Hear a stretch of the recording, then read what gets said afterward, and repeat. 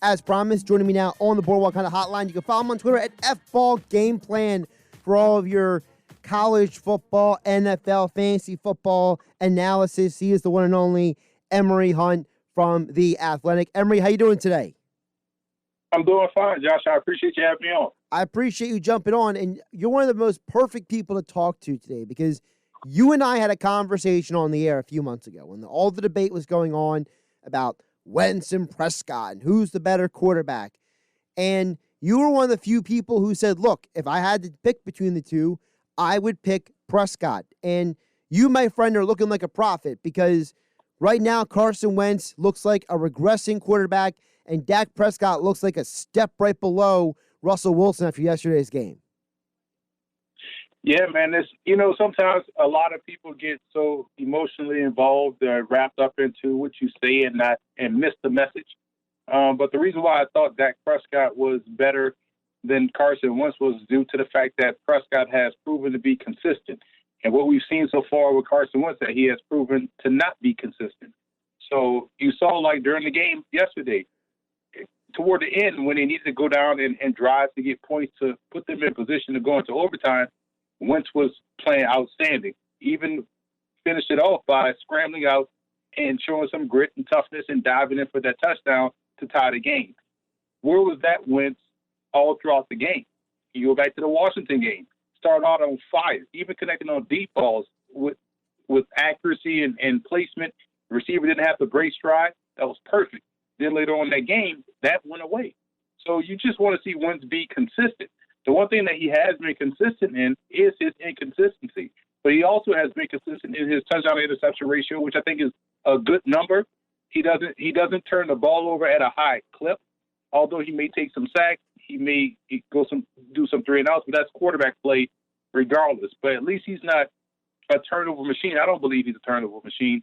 I know right now it looks like that, based on 3 games into the season, but he just has to find the consistency. So for me, Dak Prescott has been as consistent since his rookie season. Sticking with Wentz for just a minute, one of the things that stood out to me yesterday also was on that second interception, he was trying to hit Zach Ertz. He stared him down. And that's like fundamental, like the first thing you teach a guy, which is you never stare down a receiver. And it seems like if he's still making those kind of mistakes in year 5, in your mind, what does it say about his coaching and his development? Maybe that's just who he is. And when things are not going according to plan or when he has to go off script, maybe he has issues there. But when he's on script, he seems to be proficient. It's like Jared Goff. When things are on point, on rhythm, Goff can be one of the top passers in the league. But when he has to make a play or his first option or maybe even his second option gets taken away quickly, and then everything goes haywire. So I think for Wentz, he's probably more of a rhythmic passer. I don't think the coaching has been terrible. They've been the same. Pieces around him has changed, but I don't think that's enough to where you can say that's the reason why. It's not like they went from a spread to a triple option offense. They've kept the same philosophy, same offense, the same head coach, a lot of the same pieces that he's been working with. So it's just him having to find that consistency. I think a lot of times what happens with athletes, guys start to get a little bit too much attention to the outside. And I'm talking about the media. I'm talking about what fans say. And I know that has to weigh on a guy like Wentz, especially when the guy has to walk past that statue of his backup winning the Super Bowl. So he is dealing with a lot of internal pressure. And if he just goes up there and plays his game, I think he'll be fine. Because, again, his touchdown-interception ratio has been as consistent as we've seen it. And, when things are going good, they can string together some wins. So I think he has to find his comfort level within himself to get back to playing consistent football. Because if he's playing consistent, the Eagles are a much better football team. One more on the Eagles. I want to know your perspective on Doug Peterson because they brought in guys like Rich Scangarello and Marty Morningweg as these new voices in the offensive room. And now you look at the offense, it's a little predictable at times. There's not a lot of creativity. What do you think is going on with Doug? Because, we keep hearing the same, he sounds like Andy Reid. I got to do a better job. I got to put guys in a better position to be successful. We've heard here in Philadelphia that song and dance from Andy Reid for a very long time. So, how does Doug make the jump from saying he has to do a better job to actually doing that better job? Well, coaches can only do so much. And Doug is saying what he's supposed to say, but I know privately or within those team meetings that he's probably saying a lot more. It has a few more choice words that he's using. And you don't want to throw anybody under the bus publicly. So when he's saying I got to coach better, I got to do a better job, what he's probably saying in meetings are like, you got to make that block. You can't be out there jogging this route. You can't turn the ball over. You can't miss an opportunity to get the ball when we have an opportunity. You have to make your kick. So he's probably saying all kind of stuff, but to the media, it's the coach speak that we like to call it, saying that, hey, I got to coach better. I got to get these guys ready to play. That's just a great way of not throwing individuals under the bus. Because if he was to come out and say exactly what he tells the guys in the locker room, then that's going to be all kind of stories that people are going to write and talk about. And so that's why coaches tend to say the same things, because they avoid that. You praise publicly, but you critique him in private. Emory Hunt joining me here on Game Night on 97.3 ESPN. You can follow him on Twitter, F-Ball Game Plan. Also, check out all of his NFL previews, reviews, college football analysis, and more at his YouTube channel, Football Game Plan. Again, F-Ball Game Plan on Twitter, Football Game Plan on YouTube. Joining us on the Boardwalk kind of hotline on 97.3 ESPN. Emory, I said a couple other things around the NFL. One of the games stood out to a lot of people yesterday was the Bills and Rams game. So I want to know from you, how has Josh Allen made the steps from a guy who was considered a very raw talent in college to becoming this guy who's dependable now in the NFL? One, coaching, believing in him. And you see this a lot with quarterbacks that don't look like Josh Allen. When you have a guy that is doing different things that you're not as used to seeing, he has a very unconventional way of going about the quarterback position, but it's productive for him. And you saw the coaching staff embrace that. And when they embraced that, they gave him that confidence to go out there and not hang on every mistake, to go out there and play his game and hopefully finding his flat line. And because of that, we've seen Josh Allen start to develop more changeups in his throws. He's throwing a lot better with touch. He's throwing a lot better with his placement down the field. His accuracy is there. So those things have gotten better over the last year. What has been consistent for him is athleticism and how flawless he's been inside the red zone. And that goes back to when he was at Wyoming. And because he's so good in the red zone, that's something that you can't coach or can't teach. So you look at a guy that can, let's say, for instance, like a Deshaun Kaiser, right? When he came out of Notre Dame and played with the Browns that first year, Kaiser was good 20 to 20. He could make some great throws. He could step up in the pocket and throw with accuracy, throw with timing, had a rifle. But once he got inside the red zone, that's when he started to turn the ball over. And that cost him ultimately his job in Cleveland. So when you look at Josh Allen, it's an adventure from 20 to 20. But once he gets inside the 20, he has a unique ability to be able to hone in, focus in on what needs to be done, and come away with points. I think he's only had one turnover inside the 20-yard line in his Buffalo Bills career. That's ridiculous. That's exactly what you want from the quarterback position. And he's able to get it done with his leg, with his arm. So you're seeing the guy he already had the inside the 20 game, but now he's starting to grow from the 20 to 20 range. And that's a good sign of progress. And that is a testament to him and also the coach staff believing in him and allowing him to work through his mistakes.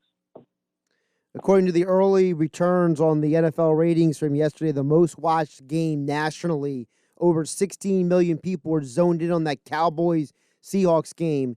What were your takeaways from the Cowboys in that loss? Because to me, I thought it was a big deal that the Cowboys hung with them the way they did.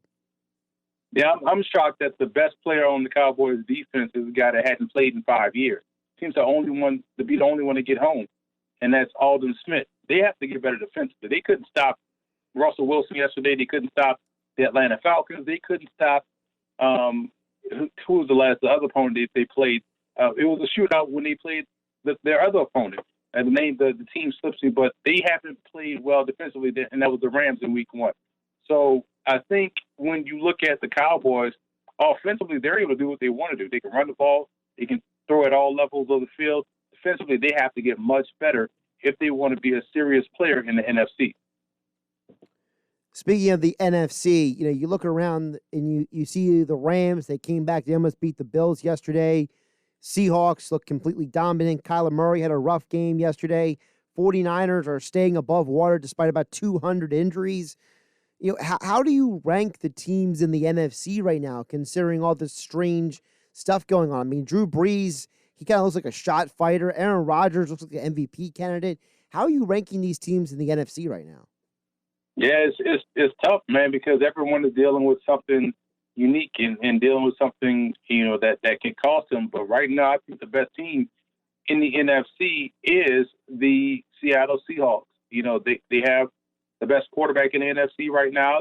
They're doing great things on offense. And defensively, they're still playing with that Seattle Seahawks mindset. So, for me, the clear-cut team is Seattle. I know Green Bay could be right there at 1A maybe. So, you look at Green Bay and Seattle as the two top teams, I believe, in the NFC. Coming up here on 97.3 ESPN 7:30 coverage of Monday Night Football, Ravens versus Chiefs, two MVP award winners to the arguably two best quarterbacks in the league, hands down. I ask you, the czar of the playbook, you tell me, what are you zeroing in on for tonight's game? I just want to see how Lamar Jackson plays this game, because he can't fall into the trap of thinking this is a Super Bowl or thinking this is about him versus Pat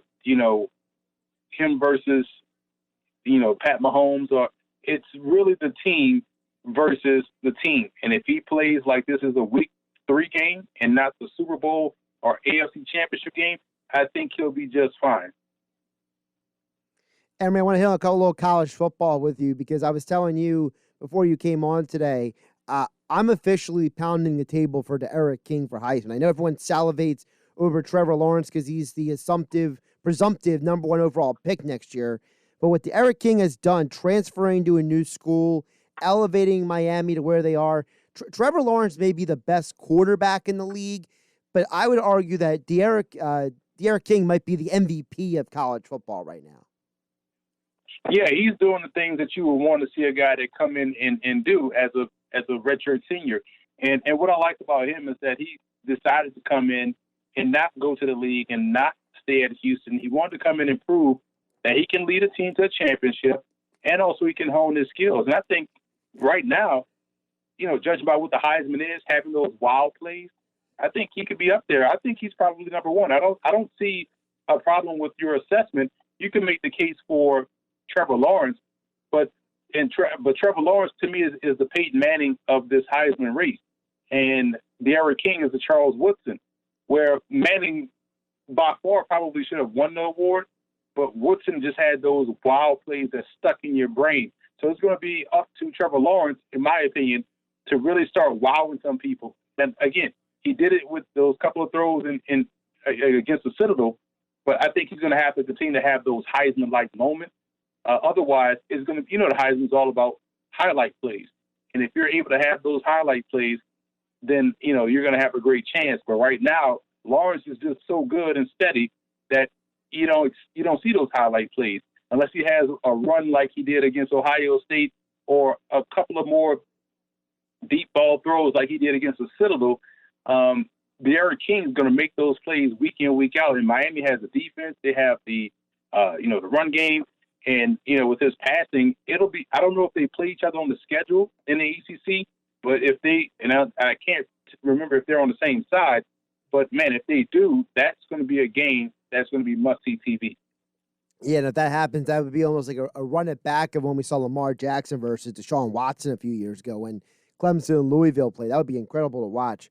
So if you're saying that D'Eriq King is like Woodson and Trevor Lawrence like Peyton Manning, so does that make Kyle Trask the next Ryan Leaf here in terms of the Heisman voting? Yeah, that's a good way to put it, too. Yeah, I mean, with Trask to me is the dark horse. At first it was going to be Spencer Rattler, but they just lost this game against Kansas State, so that's going to essentially kind of knock him out. you only have so many games to play this year. So I think his Heisman campaign is done, but he's young. He'll be back next year. But Trask and what he did against Ole Miss, and if he can continue to string together games like that, because I think they're the best team in the East, and when they get up and face Alabama or someone like that, then he has a chance to really elevate his game. So, yeah, he's the Ryan Leaf for this Heisman race because he's the dark horse, but he had a great performance, and if he continues to do that, and the good thing about these guys, there's no running backs this year that can steal some of that thunder. So I think it's going to be 3 quarterbacks or maybe 4 quarterbacks with Sam Ehlinger being the 4th one that has a chance to put his name in the Heisman conversation. So I think we'll see 4 quarterbacks this year. But, yeah, you're right. Kyle Trask will be the one that's like the dark horse that's kind of keeping pace with King and Lawrence. Emory, before I let you go, one more question for you. Again, follow Emory on Twitter at FBall Game Plan for all your NFL and college football and fantasy football analysis. FBall Game Plan on Twitter. Emory, before I let you go, is there a player so far that you think has benefited the most, like has really helped their draft stock by these early college football game season? Because with all the teams coming back, someone's going to get lost in the sauce. But was there somebody that has really taken advantage of these first few weeks? Yeah, I think the group of 5 prospects, when you look at the Raging Cajuns, for instance, you look at Elijah Mitchell, you look at Trey Regas, both running backs. Both are on the Senior Bowl watch list, but both have outstanding performances so far in these games while they had the spotlight. And Levi Lewis, the diminutive quarterback, has showed people that he's a good field general as well, at least deserving some NFL opportunities. So I think those group of 5 guys have taken the spotlight early on and really brought a lot of attention to themselves, just like the quarterback for Marshall did.